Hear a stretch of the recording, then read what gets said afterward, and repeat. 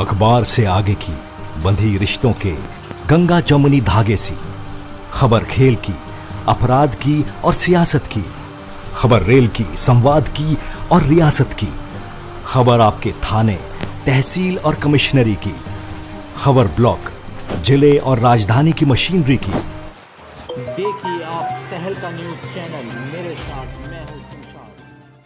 पूरी उम्मीद है कि महाराष्ट्र सरकार में उद्धव सरकार जी जो हैं, इनकी पूरी हमें सहयोग मिलेगी, क्योंकि हमारी जायज मांगे हैं और हमारी मांगों को ये पूरी करेंगे, जिससे आज बोल रही जनता मजदूर काफी परेशान है। मैं अल्पसंख्यक समुदाय के आरक्षण के लिए हमारी संस्था काम कर रही है और जिसमें मैं संस्थापक कमेटी आज नियुक्ति कर रहा हूँ। और मुझे हमारे सहयोगियों से ये पूरी उम्मीद है कि पूरे भारतवर्ष में अल्पसंख्यक समुदाय के हित में उनके आरक्षण के लिए, एजुकेशन के लिए, उनकी बेरोजगारी खत्म करने के लिए एक बेहतरीन वर्क करेंगे और एक बेहतरीन कर्ज को निभाएंगे। यहाँ पे सवाल ये है, आज आरक्षण की बात कर रहे हैं आप, जो मुस्लिम समुदाय के कई समुदाय के दलित समाज में आज तक के आरक्षण दिया नहीं गया, और जो बच्चे पढ़ना चाहते हैं उनकी पढ़ाई की एजुकेशन नहीं पूरी हो पा रही है। लॉकडाउन में फीस भरने के लोगों को नहीं, एडमिशन करने का पैसा नहीं है, तो मतलब उस पर क्या आवाज़ उठाएंगे आप? मौलाना आज़ाद फाउंडेशन जो है गवर्नमेंट ऑर्गेनाइजेशन, जिसके ज़रिए एजुकेशन के लिए उनकी सब्सिडी दी जाती है, मैंने वहाँ के अधिकारियों से बात किया हूँ और मुझे पूरी उम्मीद है हमारे महाराष्ट्र के जो अल्पसंख्यक विभाग के कैबिनेट मंत्री हैं जनाब नवाब मलिक साहब की एजुकेशन के लिए तत्काल उनको मुहैया, उनकी जो अखराजात है वो मुहैया कराएंगे। और इस चीज़ का मैं मांग कर रहा हूँ कि एजुकेशन के लिए जो भी हमारे अल्पसंख्यक समुदाय के लोग जहाँ भी शिक्षा प्राप्त कर रहे हैं उनको सब्सिडी मिलनी चाहिए, और मौलाना आज़ाद के तहत जो फाउंडेशन तहत है वो उनको उनका जो हक वो मिलना चाहिए। उसके लिए हम पूरी तरह से अल्पसंख्यक के लिए मैं संघर्ष करूंगा और ये दिलवा के ही मैं रहूँगा। और मैं एक चीज़ साथ भी ये कह देना चाहता हूँ कि आपने जिस हमसे पूछा है कि और लोग भी, मुस्लिम कम्युनिटी के लोग और दलित कम्युनिटी के लोग आरक्षण के लिए कर रहे हैं, मैं इस बात का आज अल्पसंख्यक समुदाय आरक्षण समिति की तरफ से आह्वान करता हूँ सैयद इरफान आलम कि हमारे जो अल्पसंख्यक समुदाय के जितने भी लोग हैं पूरे हिंदुस्तान में, हम सबको एक प्लेटफॉर्म पर आकर के एकत्र होकर के, एकजुट होकर के हमें कार्य करना चाहिए। और अल्पसंख्यक की जो अखराजात हैं, जो एजुकेशन की ज़रूरत है, बेरोजगारी की ज़रूरत है, उसको रोजगार को उसमें मुहैया कराने के लिए आरक्षण पे हम सबको कार्य करना चाहिए। मैं इसलिए हम सभी अल्पसंख्यक समुदाय के लोगों को,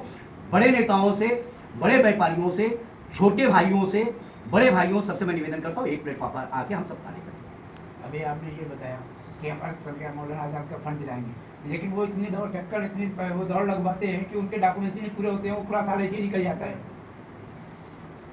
ऐसा है, ये बात आपकी 100% सही है। कई दिनों में था, मैंने मौलाना आज़ाद फाउंडेशन के अधिकारियों से हमारी मीटिंग हुई, उनसे मैंने पूछा, उनसे कहा सर जी अगर 100 लोगों की मांग करते हैं तो 2 लोगों को मिलता है, 98 लोगों को नहीं मिलता है। तो उन्होंने ये बताया है कि एक प्रपोजल गया है 5 लाख रुपए, जो 5 लाख रुपए हैं वो एक व्यापार के लिए, उद्योग के लिए अल्पसंख्यक को मिलती है, जिसमें सरकार ने एक मुद्दा रखा है कि विटनेस की तौर से कोई प्रॉपर्टी ओनर हो, उसका रखा है कि वो विटनेस होना चाहिए। तो मैं सरकार से मांग करता हूँ कि प्रॉपर्टी ओनर ठीक है, लेकिन इस प्रकार से 2 विटनेस रखा जाए कि अगर वो नहीं तो ये नहीं तो वो, या तो एक IT रिटर्न हो और या तो कोई गवर्नमेंट सर्वेंट हो। ऐसा 3 की डिमांड रखी जाए और 3 में से 1 को दिया जाए, क्योंकि अगर प्रॉपर्टी ओनर का खरीद रखते हैं तो इसका मतलब साफ जाहिर है कि हम लोगों को, हमारे लोगों को वो चीज़ नहीं मिल पाएगी। और मुझे पूरी उम्मीद है कि ये जो समिति बनाई गई है, ये आरक्षण के लिए बनाई गई है, हम सब एक होकर के अपने हक को लेने के लिए हर पहलू पे जाएंगे, हर कदम को उठाएंगे और हम इसमें कामयाबी इंशाअल्लाह ताला हासिल करते रहेंगे। सर आपकी ये थ्योरी तो आपने बता दी हम लोगों को, लेकिन प्रैक्टिकल कैसे होगा आगे चल के? आपका कार्यशैली क्या होगी आने वाले वक्त में?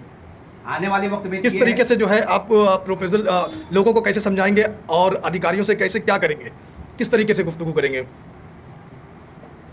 एक कहावत है, श्याम दाम दंड भेद। मैं हाथ जोड़ करके सरकार से विनती करूंगा कि हमारे अल्पसंख्यक समुदाय के लोगों को जो उनकी आरक्षण है उनकी मुहैया कराई जाए, और नहीं तो मैं न्यायालय का दरवाजा खटखटाऊंगा न्यायालय के दरवाजा खटखटाऊंगा कि अल्पसंख्यक के साथ में दुर्व्यवहार क्यों हो रहा है, इस तरह से क्यों हो रहा है। हमें हमारी हक को दी जाए, हमें हमारी हक को दी जाए। और मैं इसके लिए पूरे हिंदुस्तान के अल्पसंख्यक के लोगों से निवेदन कर रहा हूं कि हमारा साथ दें, हमारी इस संस्था से जुड़े। हम सबको एक होकर के आवाज उठाना है और मुझे पूरा यकीन है कि हम संघर्ष करेंगे, हम अपनी डिमांड करेंगे और हमारी मांग को सरकार पूरी करेगी अगर हमारी एकता रही तो।